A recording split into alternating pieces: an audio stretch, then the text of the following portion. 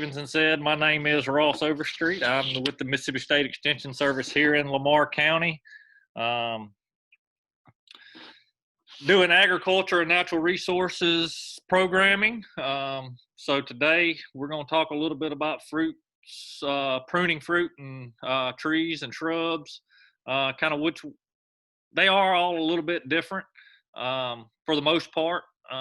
Some are kind of similar depending upon the fruit and the family that it's in, or the type of fruit it is will kind of dictate how you prune them, and when, and the shape and kind of the direction you're wanting to go. So when we're looking and talking about pruning, basically we need to understand why we're pruning first. Can everybody see my screen, or is it my video that you're seeing? Screen, okay. We're gonna go ahead and get started here. Just wanted to make sure you could see the screen, but so we need to think of the reasons why we're pruning, what we're looking for out of the pruning, what we're looking to get. Are we looking to achieve a desired shape, which is typical of most fruit trees? That's kind of what we're going for when we are talking about pruning our fruit trees. We're more so going for a desired shape and size than we are for most other reasons, as far as if we're looking for something like an espalier or a hedge or something like that, where we're looking for that, definitely a desired shape. But there's also some other reasons as far as airflow and some things like that, that we're sunlight penetration, things like that, for some of our stone fruits, as far as our peaches and plums. But we're also looking to remove dead, diseased, damaged wood from within the canopy, just to make sure that we're limiting the amount of possibility of the spread or pathogen spreading throughout the plant. Obviously, damaged wood is a way for fungus and insects and ways to make sure, give them a way to enter the plant and do more damage. So if we can remove that damaged and diseased dead wood, we'll limit our chances of rot and termites and some other bad things from getting in and causing more issues than we've already got. So we're also looking to balance the shoot growth potential with the roots supportive capacity. Basically, we kind of want to level, even balance between the top growth and the root growth. So we don't want this to get out of balance and have a lot of root growth and not much top growth, or vice versa, a whole bunch of top growth that the roots cannot then not support to their potential. So that's another reason. But the most important thing is to remember all this is not a one and done type situation. It begins the day we plant that tree, and it really ends the day we take a chainsaw and cut it down, because it has either A, reached the end of its productive life, or B, because it is no longer wanted or needed, or kind of outgrown its space, or just no longer productive. So how do we prune? Once we've figured out why we're pruning, we need to look into how we prune. Basically, we either want to use some good clippers or pruners, or a good sharp handsaw. We want to make sure that these are nice and sharp. Obviously, a good clean cut through the wood or through the branch is going to heal much faster than an old raggedy, jagged cut. Just like us, if we get cut with a razor blade, it heals up. A paper cut heals a lot faster than if we were to get cut with, like a piece of barbed wire or a serrated knife or something like that. Just a good clean cut heals up much faster than a jagged cut. I hope I can't see this part, the right part of my screen. Hopefully you can. With I got something that's in my way that I can't seem to figure out how to move every time I try to it. it changes the slide on me. But want to make sure we disinfect whatever we're using, whether it be a good pair of hand clippers, pruners, or a handsaw, or maybe even a chainsaw. Obviously, a chainsaw is maybe a little overkill, except for that last drastic pruning at the end of its life, to leave just the stump. But want to make sure we use good, clean disinfecting solution in between to wipe down our clippers or our saw kind of in between cuts, especially when we're removing those damaged or those diseased cuts, because that is a way for them to be spread to healthy wood.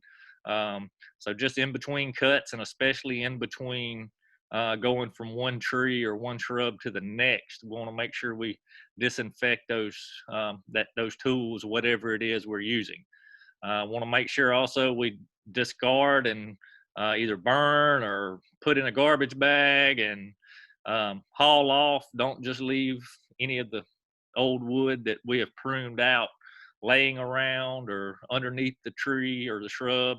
Want to make sure we dispose of that properly, just to get any of that stuff that's possibly infected, going and get it out of there to where we have less possibility for cross contamination, or even more inoculate in the future, just by giving pathogens or insects a place to harbor in the meantime. So when we're looking at a limb and how to prune it, if we are doing a removal of the entire limb, not just cutting back, if we are cutting it back to either a lateral limb or to the trunk itself, we want to pay attention to where we cut that on that stem.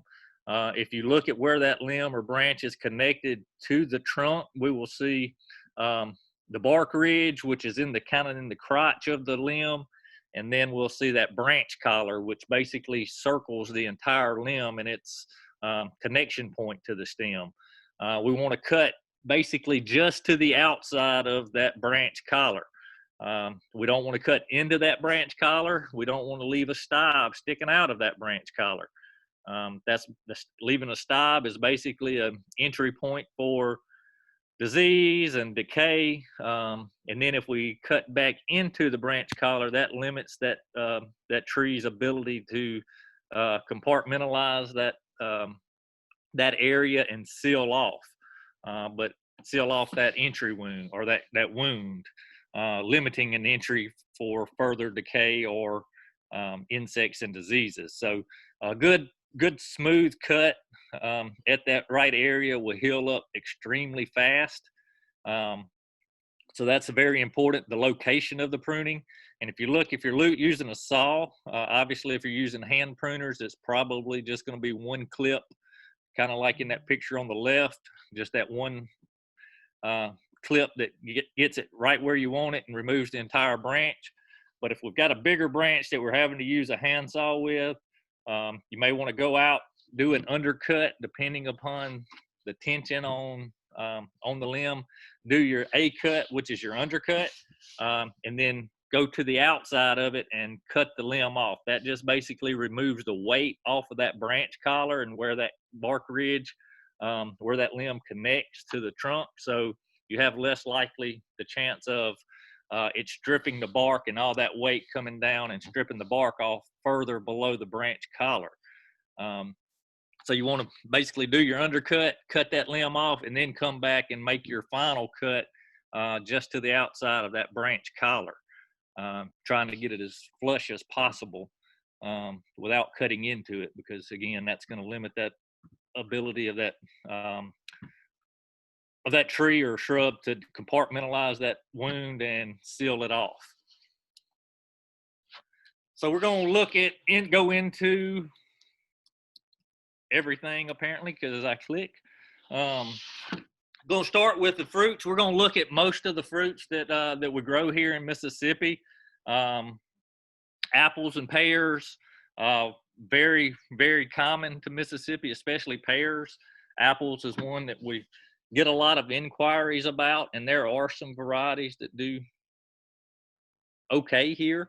They're obviously not the pink ladies and they're not the apples that we go to the grocery store and get typically. Our climate just really isn't suitable for so much for apples. Now, I'm not saying you can't grow them. You can grow the tree typically, but the fruit's not going to be what we picture when we think of apples. But basically, apples and pears, you're going to want to prune them the same way. You want to prune in late winter, early spring, right before the bud break. Typically, you want to avoid early fall or fall and early winter just because of could get some issues with regrowth if we try to prune late or early in the year, early in the season, I guess, or late in the season, depending on how you look at it. So basically February, early March, sometime around in there is usually the best time to prune these.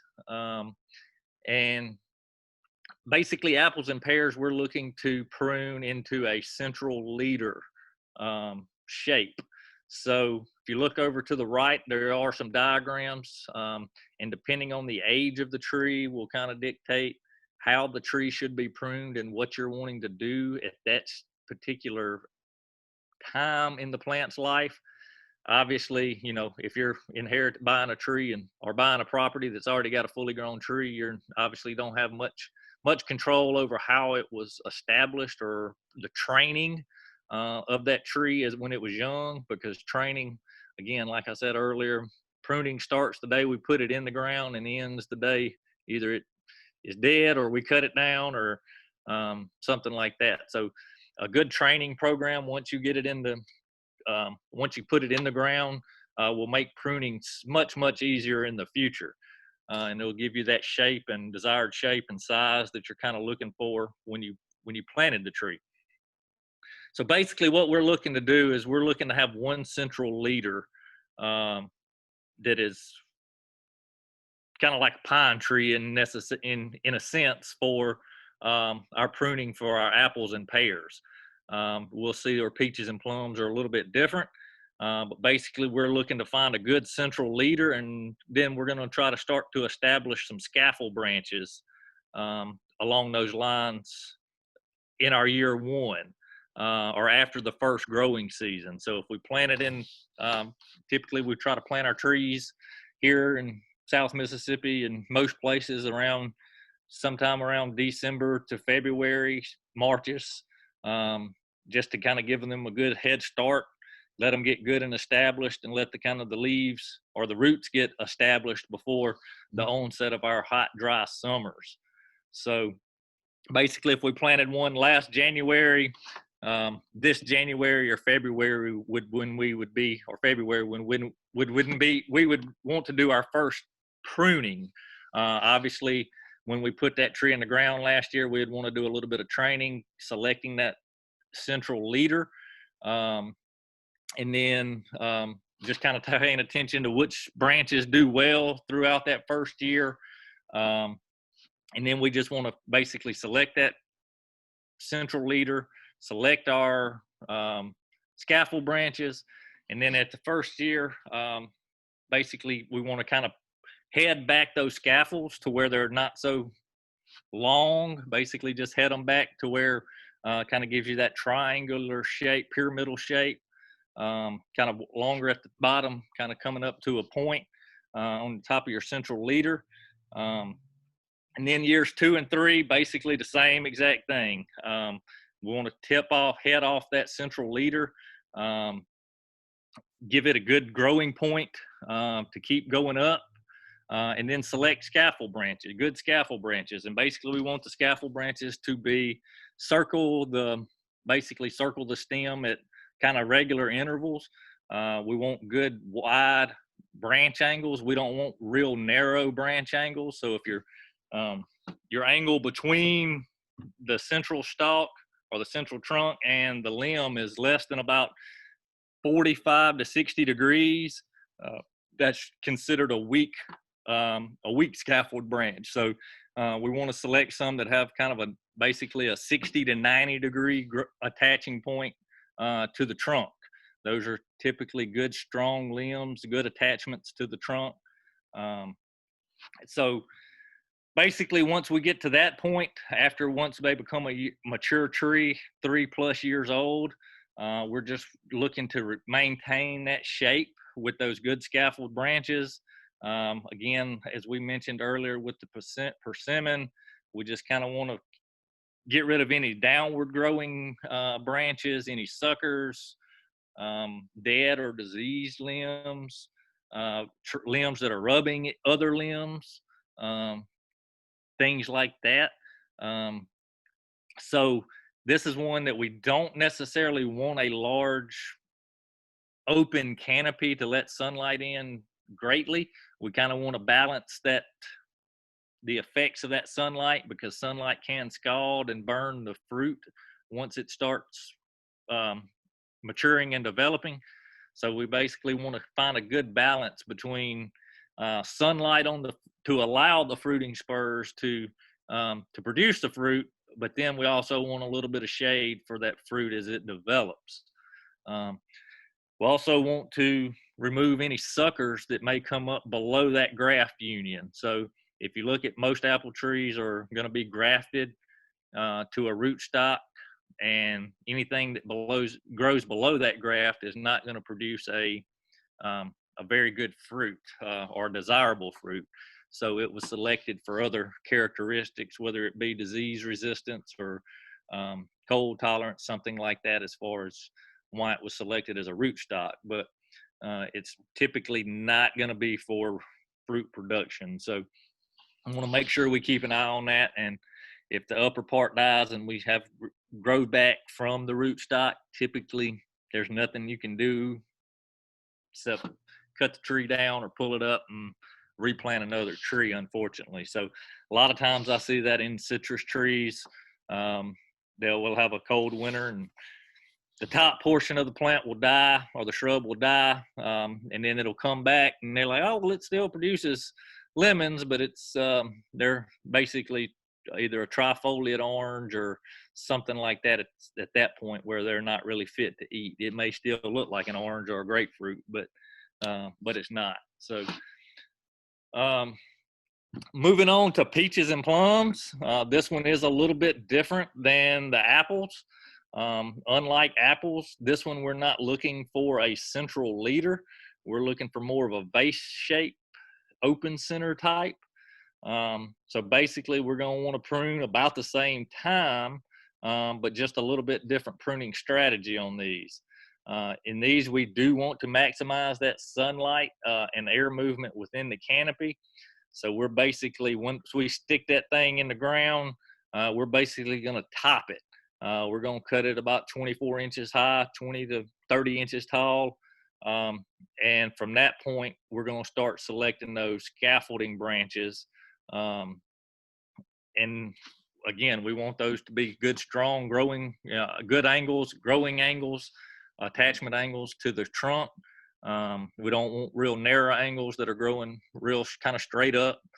We want to kind of have a more wider angle of attachment. And we want them to circle that branch kind of at even intervals, to where, there's not one side is getting overloaded or just kind of out of shape. But first year, basically, we're going to start to establish that vase shape. So we're going to, again, top that tree, get rid of that central leader. And from there, we're going to allow those secondary branches to start coming out from that area to start putting on fruiting wood. But basically, year one, very minimal pruning. Again, at this point, maximum foliage is the most important in the first couple of years of plant establishment. So getting that maximum foliage, able to build up a good, strong root system, just be healthy, is overall more important at this point than just straight up trying to get the best shape right off the get-go. There's plenty of time for that, so don't be in a rush.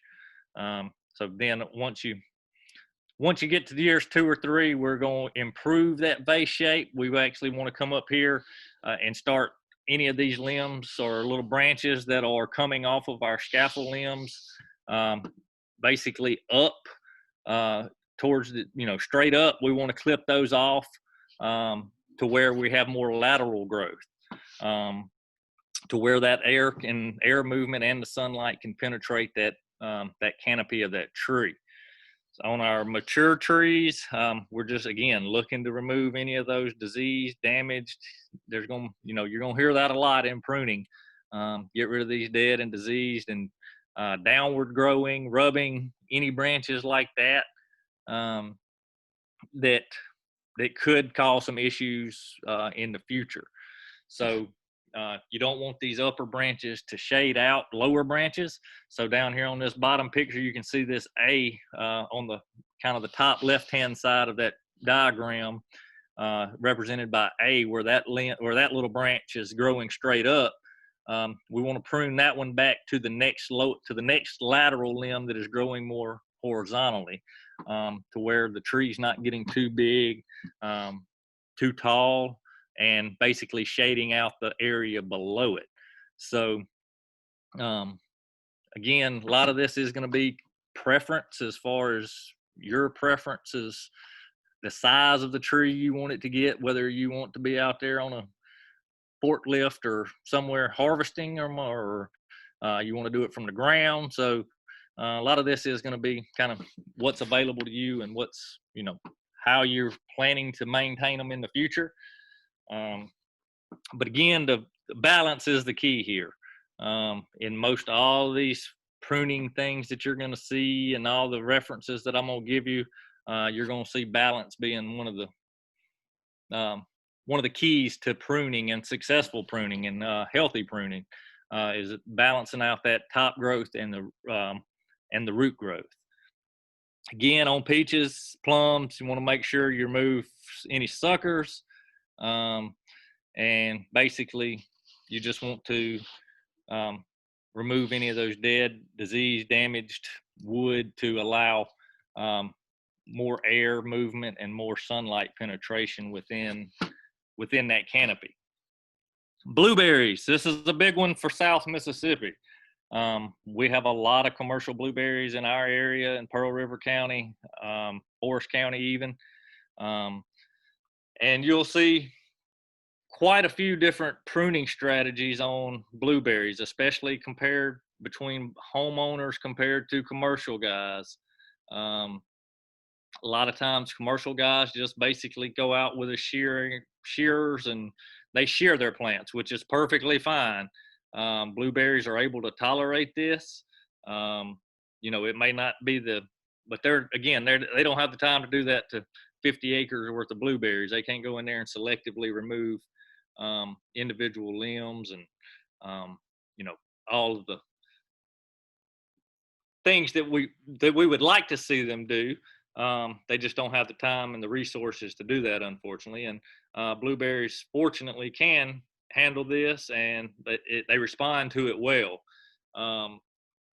Hopefully, everybody is getting to enjoy some of the blueberries that we're seeing harvested and being harvested the past few weeks. If you've got some bushes at your house, hopefully they were bearing pretty good this year. I know ours did extremely well. I think the birds have eaten more of them than I have, but it's nice to have that option to walk outside and to harvest a few. And this is a very popular fruit for South Mississippi. It performs very well. It produces well. It's a good plant for our area. So good fruit bush or fruit tree. But basically, you want to start thinking of pruning this immediately after harvest. Because obviously blueberries bloom in February, March, April, somewhere around in there, and then the fruits are starting to put on and ripen now, have been for the past few weeks. So they bloom on old wood. So you do not want to prune these back in late winter. You're cutting off possible fruit and possible limiting your production. So there are some times where you may need to do some pruning during that time. If you do have some damaged wood or winds or something may come through and break off some limbs or some branches that you want to get out of there before they become an issue. So there are times you can do this late winter. early spring if necessary, but it's recommended to do it pretty much following harvest. That way there's plenty of time for a little bit of regrowth after pruning to go into the winter. And this can help production a good bit by having that new wood for fruit production. So a lot of times just that shearing coming in, going from the top to the bottom, or from the bottom to the top at an angle, getting rid of that mass of growth towards the bottom to let more air go in throughout that plant, and then kind of trimming that top off, giving it a flat top basically. Or you could do kind of more the style over here on the right. This is kind of more the homeowner method of pruning, I guess you could say. More selective pruning for a smaller area or a smaller number of plants. You can go in there and selectively prune out any crossing or diseased or dead wood, get all those little sprouts and suckers and stuff coming up from the bottom, and just leave your plant kind of in good shape and good health. Blackberries, another popular fruit for South Mississippi.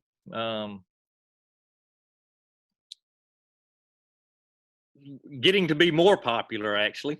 They've always been popular, but they're especially becoming popular commercially now. We've got a couple of U-Picks here that grow blackberries as well as blueberries. They've started offering blackberries the past couple of years. So I've learned a lot about blackberries myself over the past few years. I've got a lot of dewberries growing up in my pasture, but unfortunately don't have any improved blackberries at this time. But hopefully that's going to change, hopefully this winter. But blackberries are a little bit different. They grow obviously on canes or bushes, blackberry bushes. Typically they do have thorns. You can find thornless varieties now. They're usually not quite as productive as the thorned varieties, but they do make them, or they do have developed them. So and these canes typically live 2 years, and the first year they grow vegetatively, and the second year is when they actually put on fruit, is in their second year of growth. So the first year canes are called prima canes, and then the second year are flora canes. So obviously year one, we don't want to go in there and cut out most all of our canes down to the ground, because then we won't have anything left to grow fruiting wood on, or to produce fruit on the next year. So basically year one, we just want to kind of train them to a trellis or to the row, keep them. A lot of times you'll see these tied up or within a canopy, or within like a wire net for the most part, just something for them to grow up on or grow into. So basically we're just looking to keep those canes within the row, since these first initial canes are going to be kind of trailing in growth habit. So they're going to be more laying low on the ground, unlike the future canes in the subsequent years.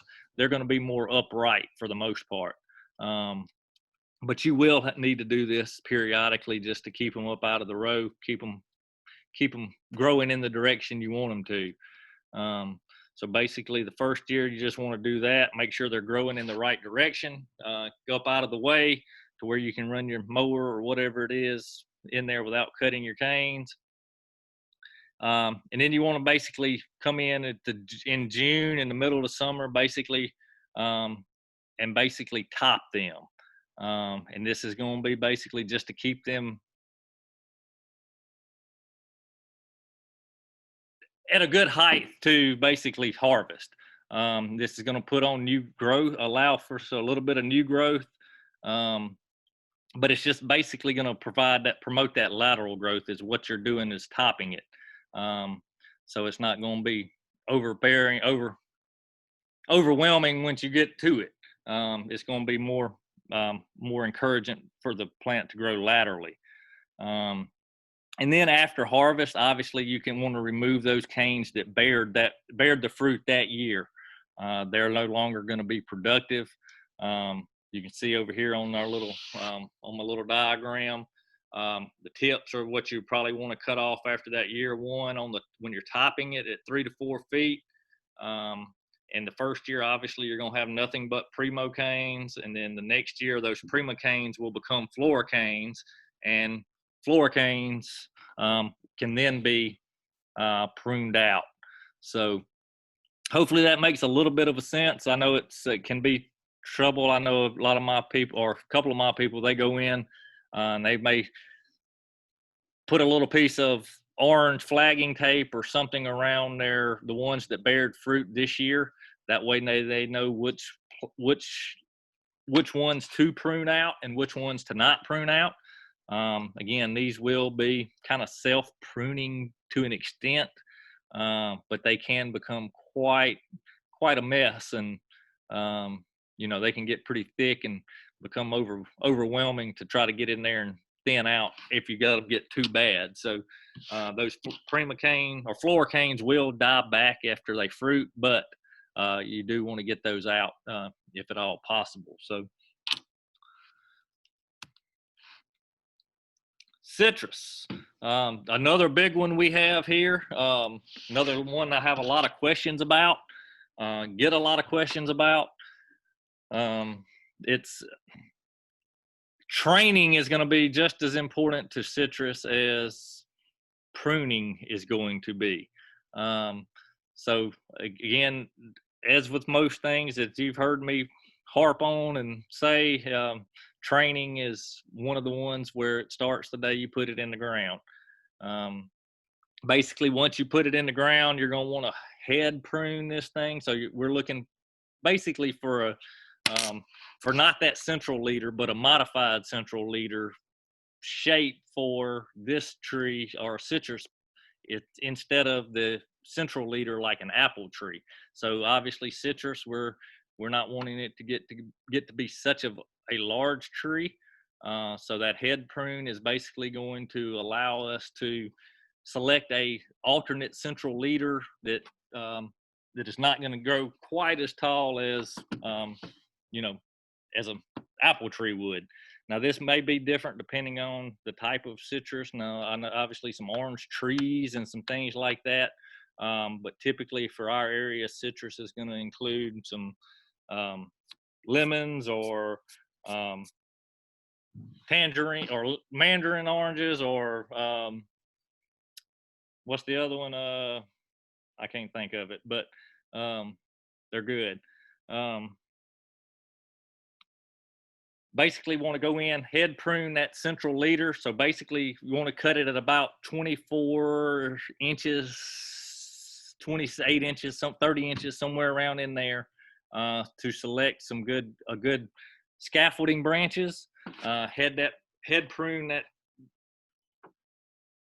shrub back, and then we basically want to leave those scaffold branches, start them about 20 or 24 inches to 2 feet above the ground.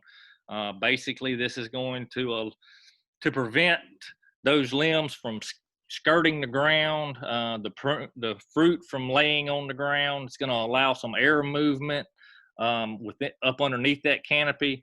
It's going to prevent the splashing of water when it rains, possibly carrying fungus and diseases from splashing up onto the limbs and leaves of the tree. So a lot of good things come from just having that skirted area at the base of the tree. Want to remove any downward growing or long shoots, again, skirting. Want to remove our suckers and our water sprouts. And again, the time to prune is typically after harvest in late winter, early spring. A lot of times with these, you can possibly, doing a late prune can sometimes delay bud break a few days. So you could possibly save yourself a little bit of cold damage depending on the variety and its susceptibility to cold. And that's one problem with citrus that we have here in South Mississippi, is every so often we do get a good cold snap, and unfortunately a lot of citrus aren't very are very susceptible and not very tolerant of freezing conditions. So a lot of times we push for people to plant citrus in containers just so they can bring them in and protect them during a cold spell, but that doesn't happen every year, obviously, in South Mississippi. Coastal, probably even less so than here. Then when you get in southern Louisiana where they grow satsumas and things like that, there's even less likely of a chance, but there is still that chance. So, but obviously they're not growing the satsumas in containers for the most part commercially, but it is an option. Muscadines. This is another great native species we have here to Mississippi. It grows extremely well, very fruitful, very productive, kind of low maintenance for the most part.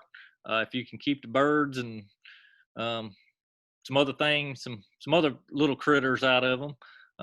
But for the most part, they're pretty easy to grow. First year, you're basically looking to establish a trellis system for your vines. So really not much going on the first year. But after that first year, you're going to want to prune back to 2 or 3 buds on each spur. So you can see here on this picture on the right or on the left, these are spurs, and you want to, on the left has not been pruned, and on the right side of that vine has been pruned. So basically you're wanting to prune those shoots back to 2 or 3 buds and then allowing them to regrow from there. Over on the right, you'll see some that have already been pruned. Pretty good job of pruning it. It's pretty easy to prune muscadines for the most part. It can be a lot of cuts, but typically, since they're growing on that trellis, they're usually at a right level. There's not a lot of stooping and bending and trying to bend down to pick up and that sort of stuff. So it's unlike a tree. It's pretty, everything's kind of right there in front of you for the most part. But some excellent resources on this. I know I kind of flew through this. I did just kind of hit the high spots, and again, it's going to depend on the actual fruit and the climate and the conditions where you're at when you want to prune, and how to prune for the most part. But there is still typically some guidelines to follow no matter where you're at, obviously, as far as shape and size and that sort of stuff. But obviously Mississippi State Extension has some excellent resources. Dr. Staffney has put together a lot of great, the fruit and nut review series, and basically on all of these is available on everything I just covered. Fruit and nut review is available, and that walks us all the way through from planting it all the way to fertilizing it, to pruning it, to harvesting, to insect and disease control, basically the whole gamut. You can find each of these on the Extension website. It's pretty easy to do. I also find very useful is this Understanding Pruning and Injury Wounds in Fruit Trees that Dr. Staffney has developed. That publication is extremely well, kind of talks you through some of the things you may be seeing from in some injury or pruning wounds, and some ways to avoid it and some ways to possibly remedy some situations. The best way to get to those is obviously go to our website. Obviously we have those in the extension offices also. So if you are out and about and would like to stop and get a physical copy, be sure to call and make an appointment for right now with your extension agent to stop by and swing by and grab one or each one of these or the ones you're interested in. But you can find them digitally. Go to extension.msstate.edu, and then up in this top right-hand corner, you see where it says search here, search extension. Just type in apples or pears or plums or peaches or muscadines, whatever it is you're looking for, and the fruit and nut review will more than likely be what you see, what you find. I see